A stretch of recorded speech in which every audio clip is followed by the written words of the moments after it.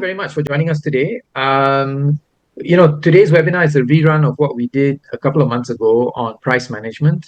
And really, it's about how do you map your profit upside. So it's looking at pricing from a very strategic perspective. And I'm delighted to have Patrick join us today to do this. Dominik was supposed to be a co-speaker.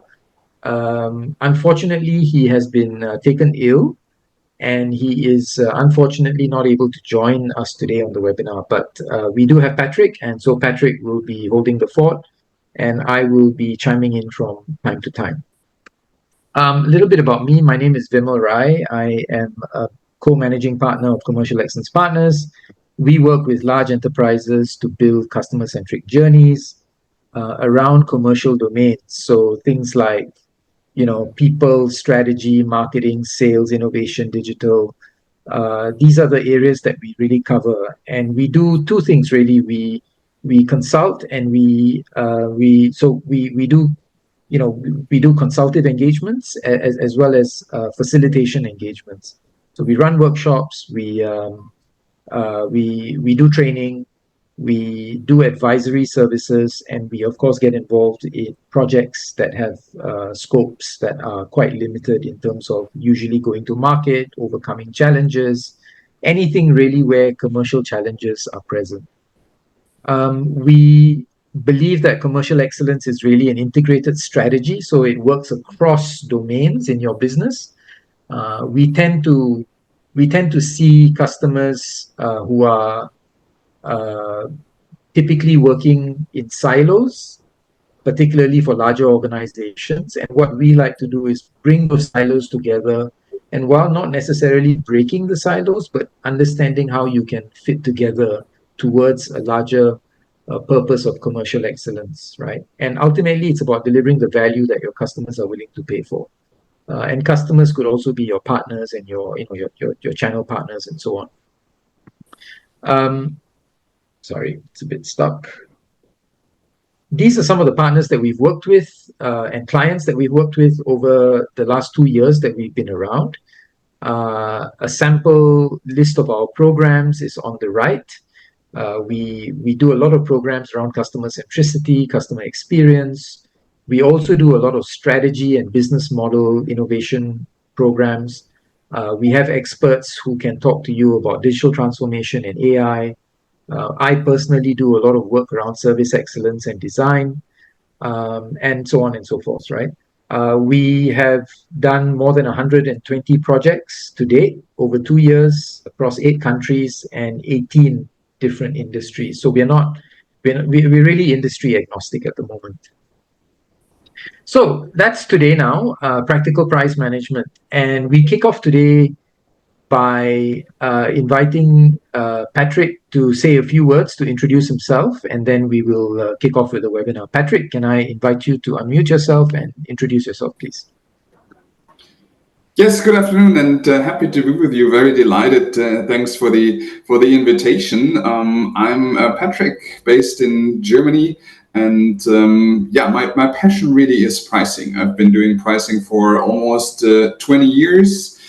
From my education, after my education in business administration onwards, really focus on pricing since then. From my first consultancy, I joined Simon Kucher, really well known for this topic. Then some years in the industry with Syngenta and a large German conglomerate Vorwerk.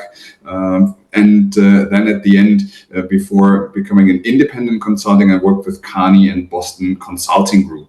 And pricing really is my passion because I like it from an analytics perspective. There's numbers, there's something you can quantify, but there's of course also the qualitative angle to pricing, and that's then at the end the psychology, behavioral pricing, which is of course a big topic in B2C, designing product portfolios, for example, but it's also one in B2B when you think about how to best influence or even prepare your sales teams in making better pricing decisions. So that's my background. Been working really across many different industries in B2B and B2C, when working internationally. I heard Singapore here. I had clients, for example, in Malaysia as well. I heard Dubai. I had clients in Dubai, and of course also in Europe and other countries in the world. So happy to be with you today, and excited to talk about a solution or an approach I developed with Dominik, who couldn't be here today, unfortunately, because he fell sick. Dominik used to be one of my clients some years back, and we worked on some pricing challenges he had with his company. And after leaving, we both left our companies. We thought, hey, why don't we look at a practical way where we have seen companies struggling with, and let's look at that together. Great. Thanks, Patrick. Thanks for that introduction. And so very rightly said, we're going to look at a lot of the quantitative aspects around pricing, but we're also going to look at the qualitative aspects around pricing. And so just leading into that, can I invite everyone to sort of either go to menti.com and use the code there. Dora, could you put the code in the screen, please, just in case someone wants to type it in, or you could point your phones at the QR code and answer this question. So let's begin with this question. Why do you think pricing is such a big challenge for so many companies? What is it about pricing that makes it, so complicated? Back in the day when I was doing my MBA, I remember one of my finance professors telling me, pricing is the holy grail of sales. He actually said it's the holy grail of sales. So do you, because it's the holy grail, it's always in demand, it's always being sought after. So we'd love to hear from you as we kick off the webinar. Why do you think for your business pricing is such a big challenge? Need a lot of competitor intel.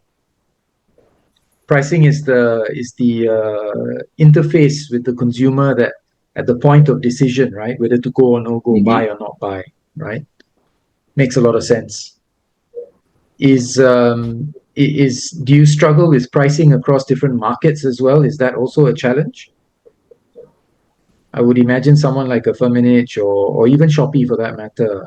You guys would probably have differentiated pricing.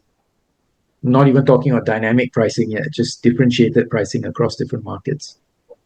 I don't really cover other markets, so it's just really for Philippines. A big thing is we just need to make sure we're best price across different categories, and it's no longer just like on a category level. We're SKU and model level for each one.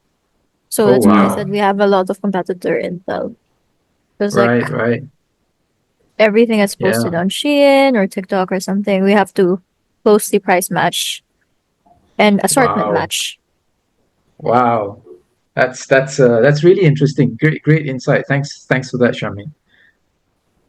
Balancing between market share gain, so volume versus profitability. Okay, we'll just give it a couple of seconds more, and then we can.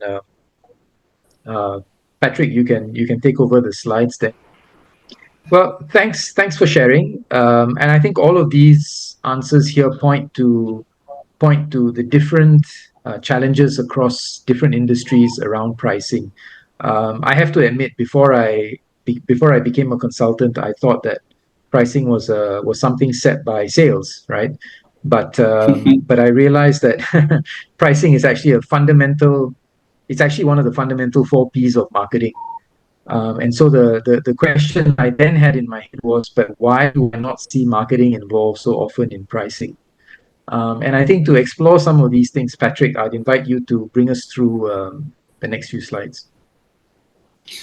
Yeah, and maybe let me take a step back what we want to do with you today. So answering essentially these 3 questions in this webinar. Why and how can better price management or better pricing really help you to be more profitable? Then be very specific on our approach, how you can identify profit opportunities and how you essentially can start tackling these opportunities. And these are the 3 kind of guiding questions we'd like to cover. And not surprisingly to many of you folks being directly or indirectly involved in pricing, yes, pricing is the biggest profit lever. So here, like an average P&L we took, it's by far the biggest impact you can have with a 1% change. However, what we still see out there is that if you ask managers where do you have the best information on, it's usually not pricing.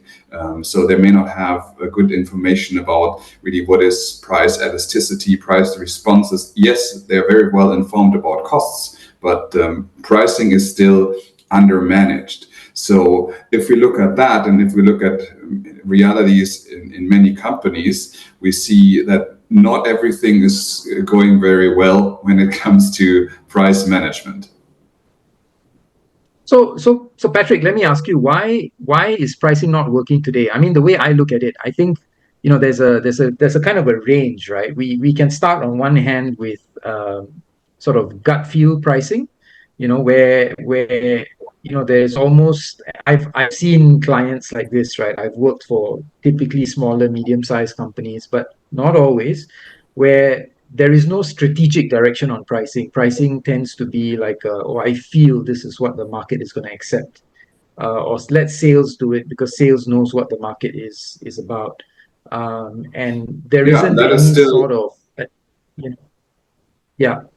Yeah, that is still very common. Also, one client falling directly in this bucket, or sometimes it's even your company overall may have a good price management, but when it boils down to who's making the decision, it ends up here. Yeah. Yeah, and then on the other hand, you have I think boiling the ocean, where you do sort of, you over orchestrate the pricing, but then again, it tends to be a one size fits all, or it tends to be very top down, right? So have you seen clients like that as well, Patrick? Yeah, absolutely, and that's sometimes even the more challenging clients than the gut feeling clients, because for the clients here where it's boiling the ocean, this may have been really a C-level priority, but it ends up as we say in Germany, paper tiger, or you could say kind of an ivory tower exercise, where on paper everything looks so great and we have the best price management end-to-end concept, but at the end it hasn't transformed the organization correctly, and it's just been more or less an pointless exercise. So that's then difficult to roll this back to an actionable level. Yeah. So I guess I'm looking forward to listening to what you've got to say now about how can we approach pricing from a slightly more orchestrated perspective, and not one that is just purely gut feel or overdone. Yeah, I think it's important to keep those two kind of endpoints in mind, and from my perspective, the reality has to be somewhere in the middle, or at least considering what not to do in both of these ends. And I'll get to that when I introduce our approach. Just very, very pragmatically, let's think about what makes pricing successful. So it's about value delivery, delivering higher value, but of course it's also about value extraction. So at the end, that's what you want to achieve in pricing in any industry, to have the best combination of value delivered and value extracted. And usually when I do sales trainings and ask salespeople, how do you think your customers should feel when they see your price? Many of those say, they should smile, they should like it. And I usually say, well, not necessarily. It just has to be fair. It has to be balanced. If they like it too much, then you probably left too much money on the table. So that's always something to consider, not to be too grateful here. And I think when it comes to pricing, and if you look at the profit equation, yes, the price is just a number. It's very easy to change. You all know that. It's just printed in a price list. It is set in SAP or so. That's easy to change, easy to add a promotion or whatever you want. So that looks easy, at least, but at the end it's very, very difficult to manage that correctly in any industry, considering where you want to position yourself, considering how you get from a list price to a transaction price, and also how to build the capabilities around price management. So if you want to manage that correctly, we look at price management on 3 levels. Of course, it's about strategy, supporting where your business wants to go, where it wants to grow, looking at the essentially the competitive positioning and how you charge. It at the end boils down to what we call the middle, the executional level, where you think about really for a specific product, what is my list price? What is my price for a certain customer? Really differentiating in certain areas, in certain volume sizes, and so on. And it's about then how you can put that into a contract. We've seen in these times of inflation in Europe, we've seen many customers, many clients out there who didn't have a clue on who is on which contract. Can they even change the price, or do they have to wait a year? So that's also extremely important when it comes to this executional level. And last but not least, the foundation of price management is also crucial, to have the right people, processes in place, the tools, the contracts. That needs to be there. And when we speak about profit upside mapping, what is the solution to essentially avoid the gut feeling and the boiling the ocean? From our perspective, really, let's start with this executional piece. Be very pragmatic, kind of get the proof to the management on what should change, and be very specific on actions. And then at a few months later stage, look at what are the implications on strategy. Do we need to make some changes? Also, do we need to tackle the platform on enablers? So just keep in mind, when we speak about profit upside mapping, it's really focused on getting better prices quicker, and also fund the journey towards a longer term strategy. So let me introduce what we have developed when we speak about profit upside mapping. What's behind these 3 words? I told you, between the gut feeling and the boiling the ocean, we have to find a pragmatic middle way. And at the very beginning, there was a question: what is this applicable for?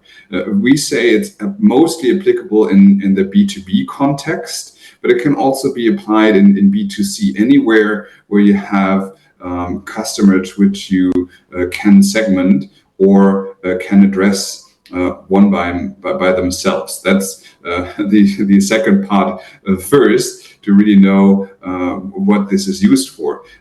What is unique about it is, if you have these gut feeling and boiling the ocean in mind, it's not applying a shotgun where we say we have an undifferentiated concept which we try to roll out across the globe for any customer. No, it's really about looking at very specific customers, very specific segments. And when I show you how we do this, it's also not a black box, and very pragmatic, in a sense that we're trying to involve the entire commercial team. So yes, it could be driven by a pricing function or by commercial, but it goes beyond purely the team which is working on pricing. It's really involving on the one side the product management, but on the other side it's also involving, that's I think very crucial, the sales organization involved in looking at where the power is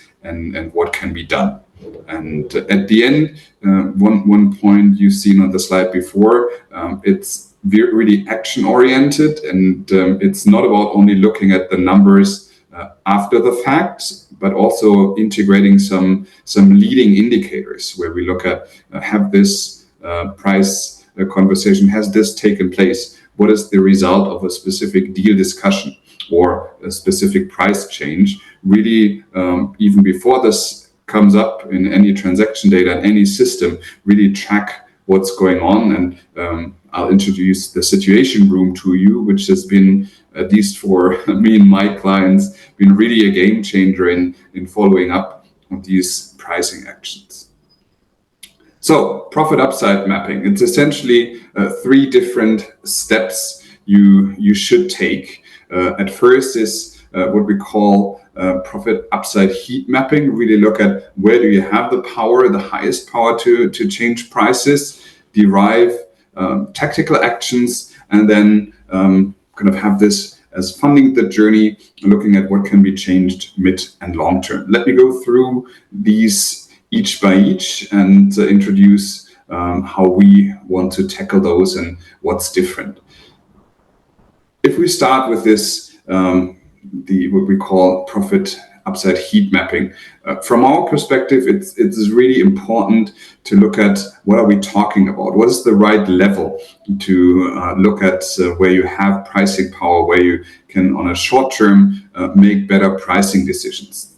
That in some industries may be very obvious. With many clients, we've seen also situations where it's definitely worth it looking, are we talking customer segments, products, or products, customer segments? That does make a fundamental difference on how you assess your specific situation in particular market and product combinations. And then it's about, if you have this clarity on where to focus on, really look at what is my specific pricing power I have, and how does it help me to then find pricing actions. So let me go through an example with you from one of my clients in Sweden. It was a steel manufacturer, manufacturing roof steel, for example, also rain gutters, downpipes, and steel for walls. So mainly in the building materials industry. And this first step, looking at what to focus on, has been essential for example, in this particular client, we said, hey, let's look at the product segments as the first level of differentiations. So it was about rain gutters and downpipes and the flat steel, and then look at the particular customer segments or customers we have. So for example, if you sell these rain gutters and downpipes, you have craftsmen installing those, and who will buy them essentially on the name of the builder. You have distributors, and you have smaller distributors, and you have large DIY chains you work with. So that is essentially a good cut to look at these segments differently. And for flat steel, it's a differentiation between roof and wall, and then about again also looking at distributors. For this type of mapping, you would need, of course, to look at what is my specific revenue, margin, market size, market share. You could also even add market growth, the competitors you have, and also, which is very important, if you want to change prices and do something actionable, of course, the contractual situation that hasn't been always on companies' minds. It now is, after some rounds of inflation, to really look at what can I even change in the short term. And if you've done this exercise here in looking at where to focus, it turns out that some of the segments, for example, the distributors here in rain gutters and downpipes, or even the top 2 DIY, it doesn't even make sense to look at those in detail at this point, because you can change prices from a contractual position. So that is sometimes also a very worthwhile exercise to look at where do I have even opportunities in pricing, and what is addressable revenue. So once you have that clarity, go ahead. Patrick, I had a quick question. So when I look at addressable revenue 1 to 3 months and addressable revenue 12 months, it says 125. Is this, how does this number, is this an actual, is this a percentage, or is this like It's a percentage, yes. Sorry, I missed the percentage, yes. Because if you have it quarterly, you can, each of the next quarter, you can address it to a certain extent. Got it. Yeah, with that clarity, it's all about making an assessment for each of these columns, essentially. What does this translate to, and how do I look at pricing power in these particular columns? And we suggest to do this in 3 steps, and involve also the commercial organization in each of these steps. One is to make a conscious decision. What are the evaluation criteria, right? So this is our, I would say, top 7 selection, which almost every time works, but of course you can boil this down to 5 or add some other ones, just ignore some of those usual suspects. But if we're in the B2B context, this is usually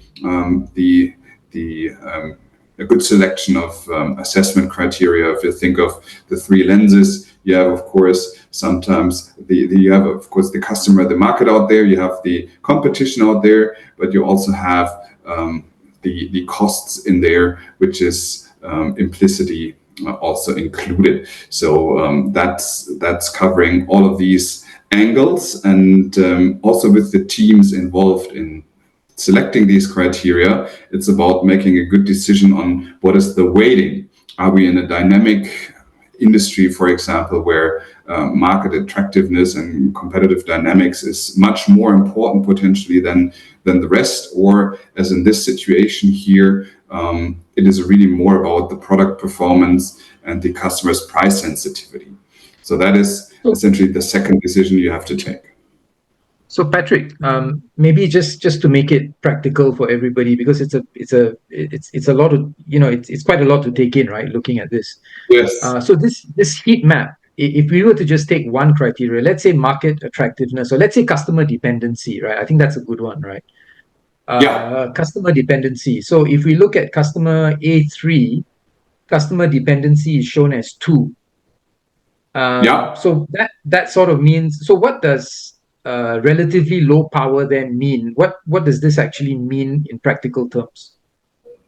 Good point, and this is leading me to the third step, making that evaluation for a specific criteria. And in this example, the 2 means you have a specifically low pricing power in terms of customer dependency, because your customer you're talking about, this A3 customer, he has multiple options for sourcing, in this example, rain gutters and downpipes. You're definitely not the one and only supplier. So you may have even a below average or rather low share of wallet. So if you go overboard and try to push through high prices, you may easily be replaced. Much easier than if you look at A5, for example, where you have higher power. Your customer is much more dependent on you as a supplier. Of course, that also has 2 sides, right? Because you don't want to overdo it. If you are in a good position and you go overboard with pricing, yes, then A5 may also look for alternatives, right? So it also always has to be a strategic decision on what do I do with this information. But this, at this point, just captures some facts and some elements of power. Also, for example, in A3, we see that this customer has been super price sensitive. And you also, if you look at your customers, you may recognize that, purchasing departments or the people you speak to behave very differently if you speak about a price increase of 3 or 5 or even 10%.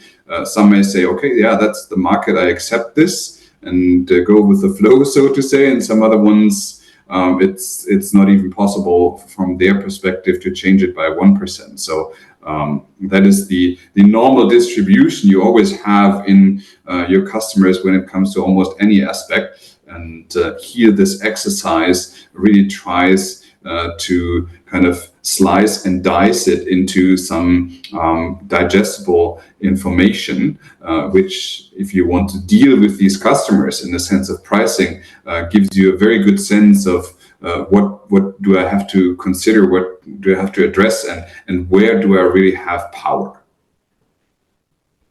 Got it. Thanks a lot for that. So I guess from this, the summary would be that, your customers A5, B1, and B2 would be where you really focus, right?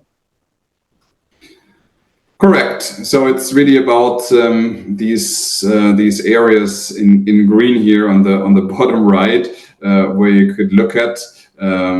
It looks like, to some extent, in this example, the distributors for wall steel, they are kind of a no regret move. You have to do something because they really are open. You do have high pricing power for pricing actions.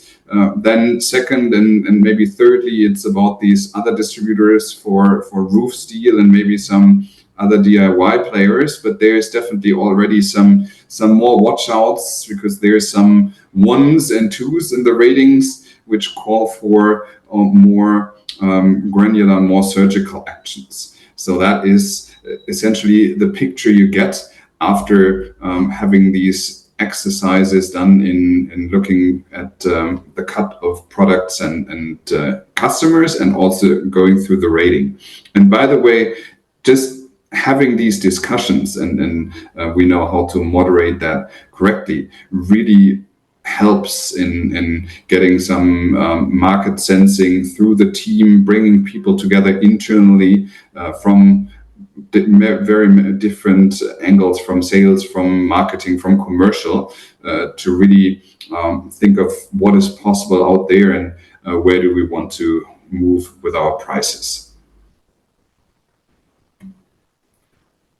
So after that heat map, the question is, what do we do with that on a short term? How can we essentially make more money, improve our profits, and improve our pricing? And it's really about, as I said earlier, identifying some leading indicators and then also some measures how to track them. Not surprisingly, it's an action list at the end, where for each of these customer product combinations, you decide on one or more pricing actions. Is it looking, for example, at some discount reviews? Is it looking at some different products you may want to offer, which are higher margin? So it's really being very specific of what can be done, what needs to be done, and then following up on what is out there. And I've seen companies at very different maturity stages. Some have the greatest CRM and the greatest systems out there managing all this and being able to follow up. Some other ones, they don't even have a deal database. They work with PDFs in emails where they look at, what was my last quote? Did they accept it? I don't know. I have to look it up. Very tedious for them. Having this clarity is already a big win. For any company, as I said earlier, I mentioned the situation room. This is really a very good tool to build on the momentum you've created with these profit upside mapping with the heat map discussions, because you don't want to kind of lose that momentum, and keep it up, keep the spirit of price increases in the organization. And that is a very good measure to keep on doing this, to establish regular calls with the relevant salespeople. Is it for a certain customer segment, for a certain region? But really follow up with them, potentially even weekly, when it's about implementing some of these measures, or at least very regularly, to look at what has been happening out there. Also, which good experience you had. I have a chemical client at this point where they were very skeptical and thought about, the C customers, we shouldn't deal with those smaller ones. We don't want to spend any time. We told them, usually one of the first things I learned from my senior partner, Simon Kucher. He told me, if you want to get rich, take it from the poor. Meaning those C customers or C products, the long tail, where they just have a very rare demand for something very special. There you can often charge higher prices and not just neglect these customers, but look at essentially where can you get money also from them. So that is important to keep in mind, to have this discussion also on the edges of your portfolio. And with my client, they did have price increase rounds and discussions with their clients, and they did have successes. And it was really good that the salespeople in these situation rooms shared these and said, yeah, no, I didn't have a problem pushing through 10%. That really helps also to keep the spirit high in the organization.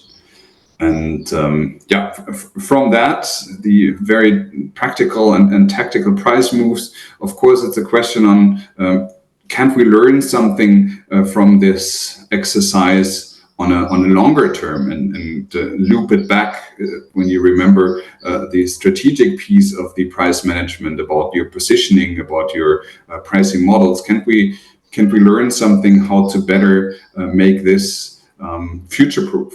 And the answer is yes, you can, because if you look at the ratings you had in this initial matrix, in this initial profit upside evaluation, you can of course also look at what is the target stage?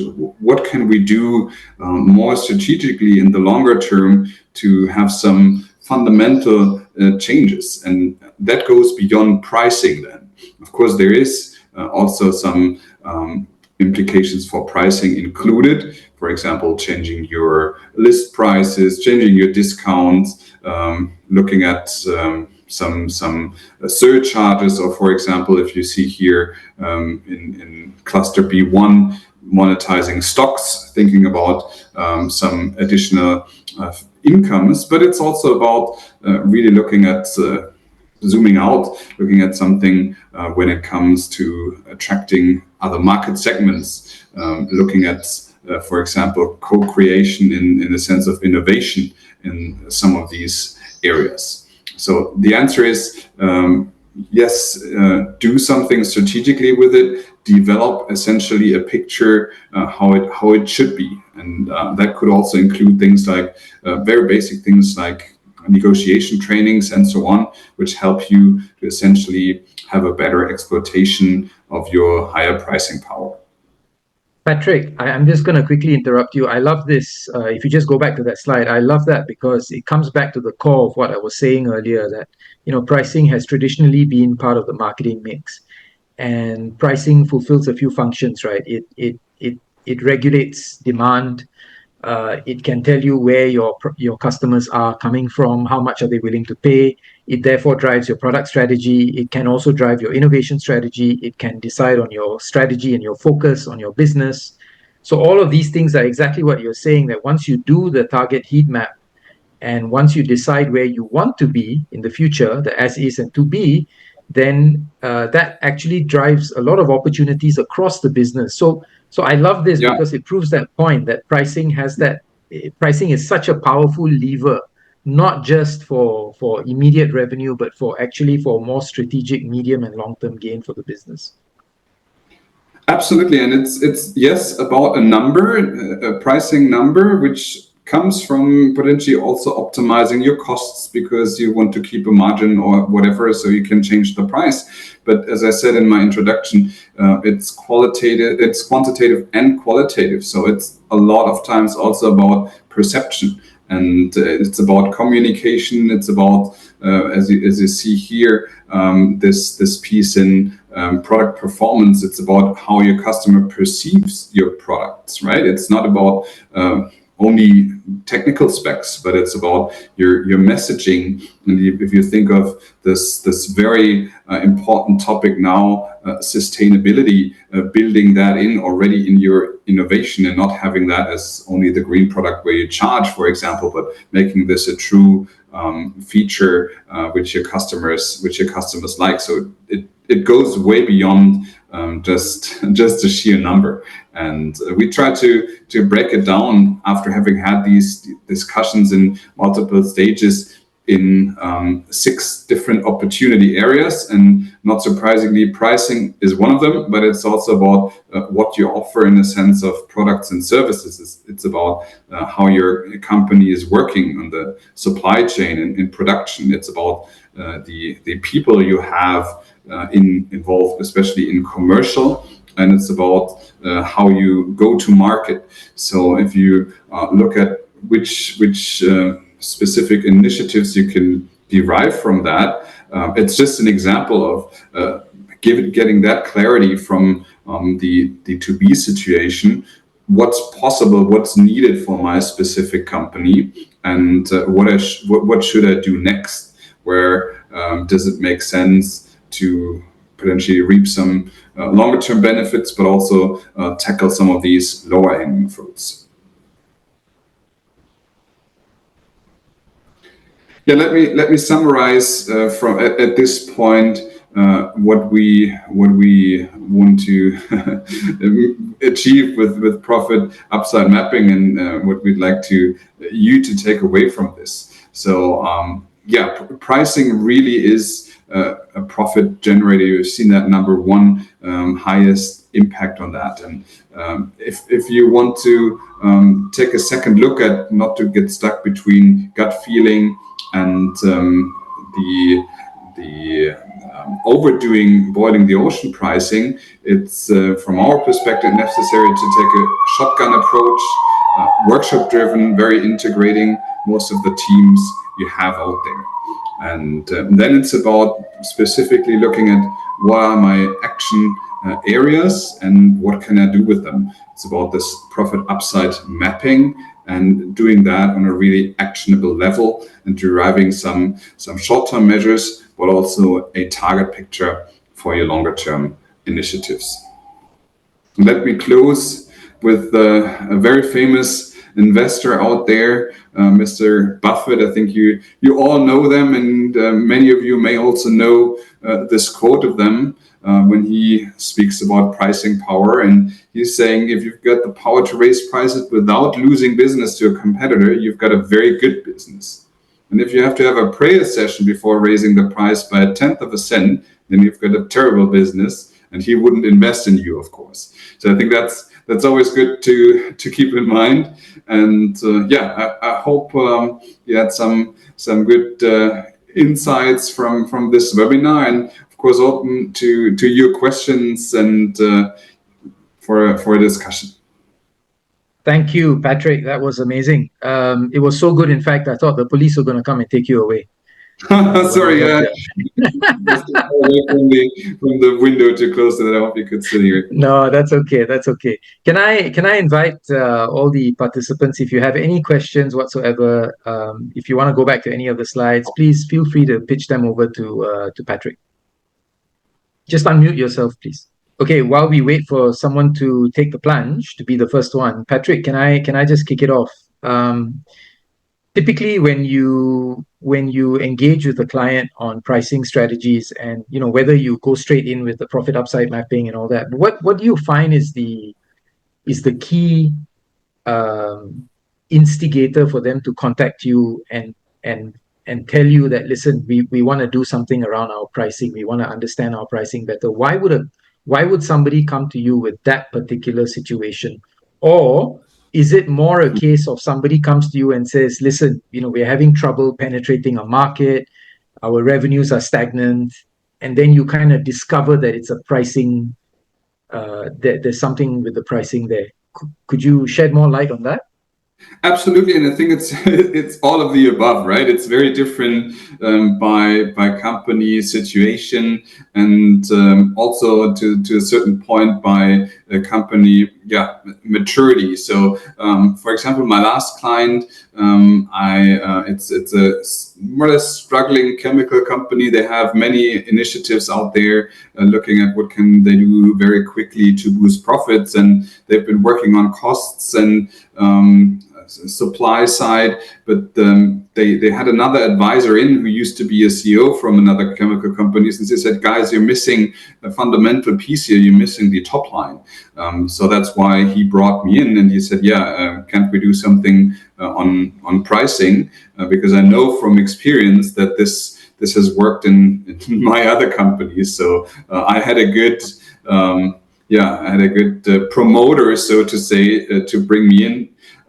For other companies, it's sometime looking at very basic questions at the very beginning, also looking at their developments. They may not even be aware of how bad the situation is, because some of these companies have very basic reporting, and they don't even look at some of the metrics you may want to look at if you do pricing. So it's really a mix, and I can't say there's this or this cluster out there.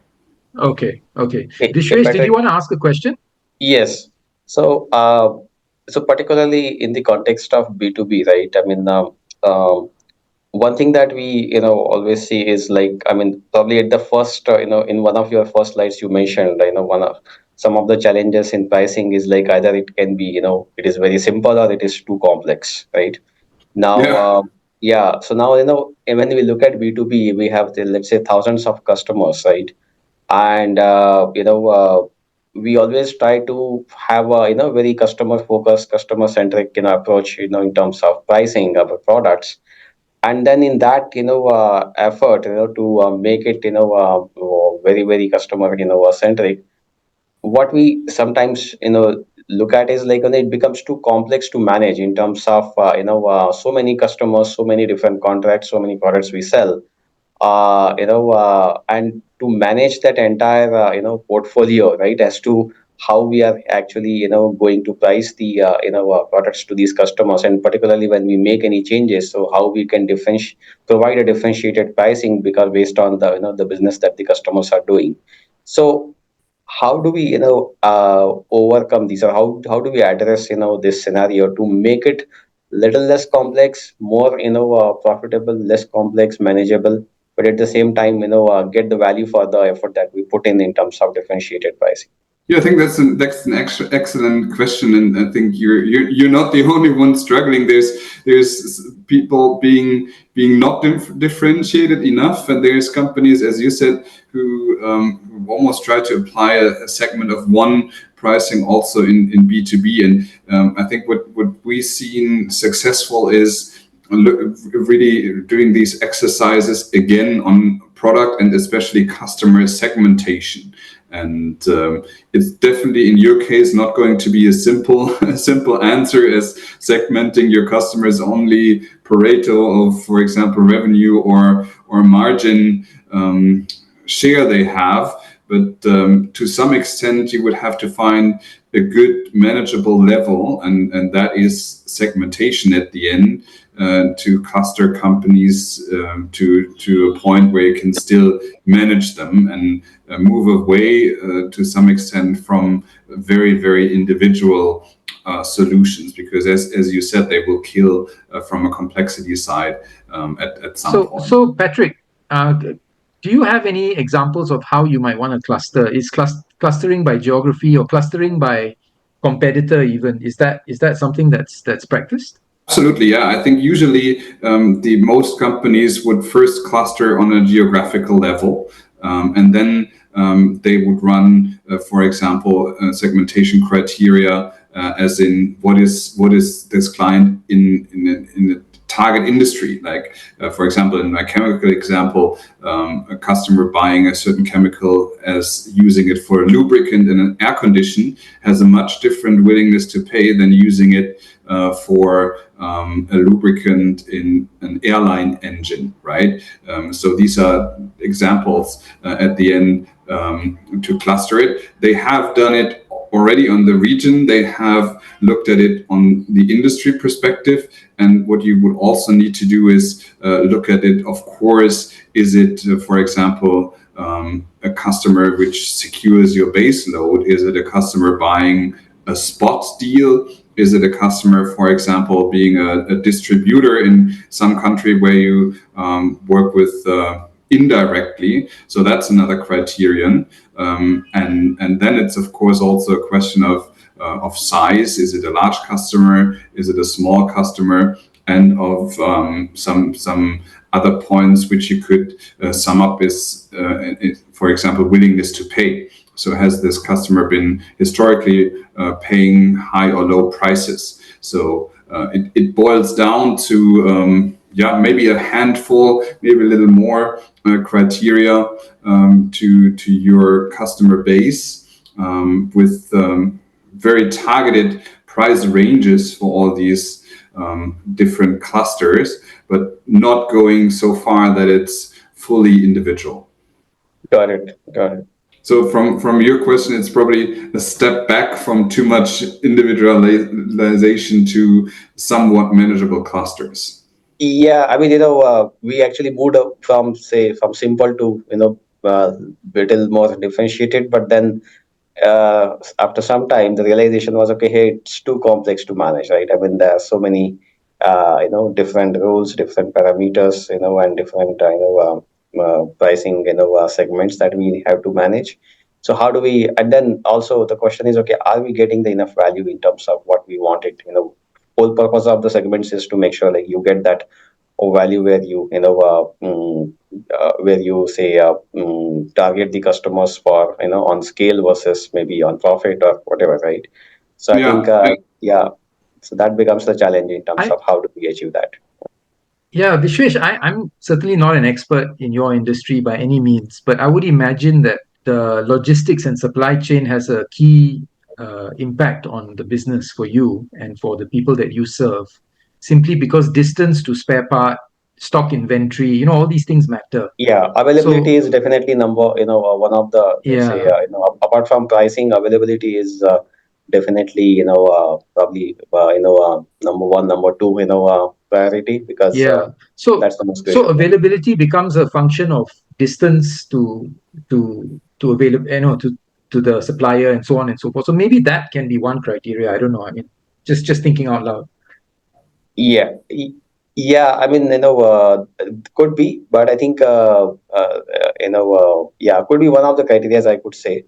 I would say, but definitely there are many in terms of the kind of products that the customers are purchasing, their buying patterns as well, right? And their business model as well, right? So I think those are other factors that we may need to look at. And also because in automotive you can imagine you get a part for $1 as well as for hundreds of thousands of dollars as well. Yeah, that's tough. Thanks, Vishwesh. Appreciate the question. Prabal, Bisan, Charmaine, any questions from you? We've got a couple of minutes. I have a question. Yes. Yep. Go ahead. Do you see any differences in implementing pricing strategy in Asia Pac, this continent, versus Europe and America? Like based on your experience working with global customer, working with a customer from different industry, do you see any consistency or characteristic while managing pricing for Asia Pacific? Yeah, I mean, depending on the level of, or is it B2B or B2C? Yes, there's very, very many differences, honestly. So I've, for example, priced phone so telco contracts in Malaysia for B2C and B2B customers. And in B2C, we've run also many different market research.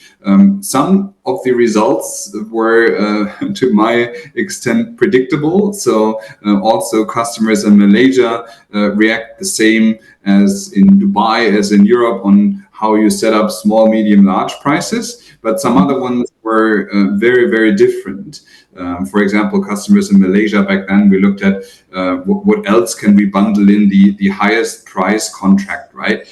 Which in many cases nobody should buy. It's just there so to let the rest appear cheaper. But in Malaysia, it was about, for example, movie tickets or so, which in no other country worked. Right. And for B2B customers, we developed a loyalty scheme also with some insights which have been really local, I would say. So if you look at that angle and that perspective, I think there's definitely an overall strategy when it comes to pricing on commercial your company should follow. But then if you look at multinationals, it does make sense to regionalize or even go on a country level to look at how to manage this, how to bring this to life, because you're competitive situation may be fundamentally different than how you may think of it in the headquarter in any other country. And also your customer demand may be very different. So having global guardrails is good, but really the differentiation on a local level has to happen. Okay, folks, I think we've gone over the time. If you have any other questions, please do feel free to reach out to Patrick. Dora has put his link in the chat. Feel free to connect with him. Feel free to connect with us. Get back to us. And I would love to say thank you to Patrick. That was very, very insightful. Thank you. Yeah, thank you. Thank you. Great questions from everyone as well. I hope you found it useful. And we'll see you again for our next webinar, probably in the new year.